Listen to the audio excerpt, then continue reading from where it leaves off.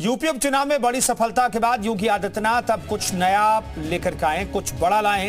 योगी का ये नया मॉडल किसके लिए है, इस मॉडल में किसे घबराने की जरूरत है और किसे खुश होने की, ये आपको इस रिपोर्ट के जरिए बताते हैं।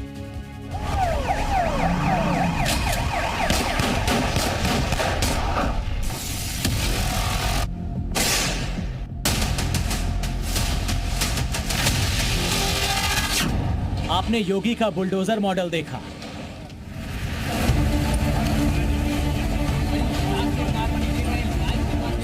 आपने योगी का बुलेट मॉडल देखा,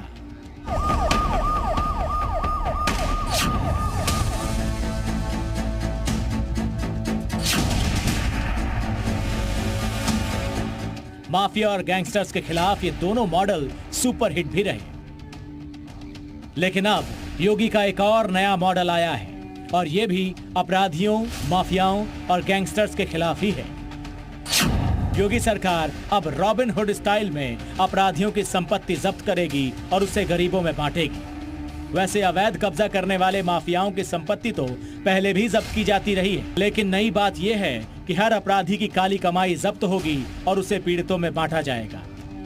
यूपी के डीजीपी प्रशांत कुमार ने यूपी के हर जिले के पुलिस अधिकारियों को एक खास एसओपी जारी कर दी है। इसमें साफ और बोल्ड लेटर्स में बताया गया है कि अपराधियों की काली कमाई को अपराधी से लेकर पीड़ितों में कैसे बांटा जाए।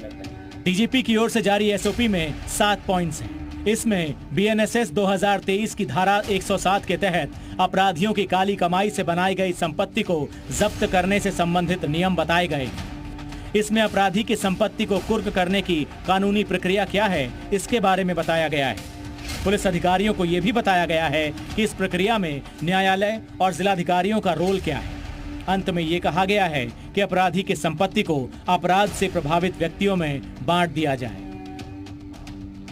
उत्तर प्रदेश में अपराध से अर्जित संपत्तियों को अब जब्त करके पीड़ितों को दिया जाएगा।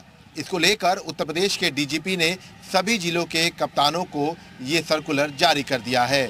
अभी तक तमाम संपत्तियां अर्जित करने वालों के खिलाफ कार्रवाई की जाती थी, उनकी संपत्तियां जब्त हो जाती थी, लेकिन अब इन संपत्तियों को नीलाम करके जो अपराध से पीड़ित व्यक्ति हैं उनको आर्थिक रूप से मदद पहुंचाई जाएगी।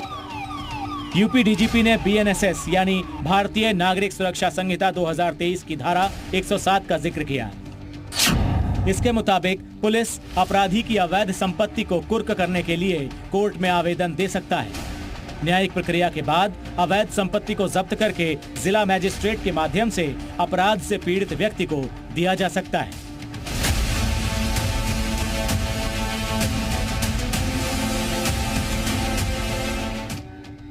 आपको याद होगा कि प्रयागराज में माफिया अतीक अहमद की 50 करोड़ की संपत्ति को यूपी सरकार ने जब्त कर लिया था।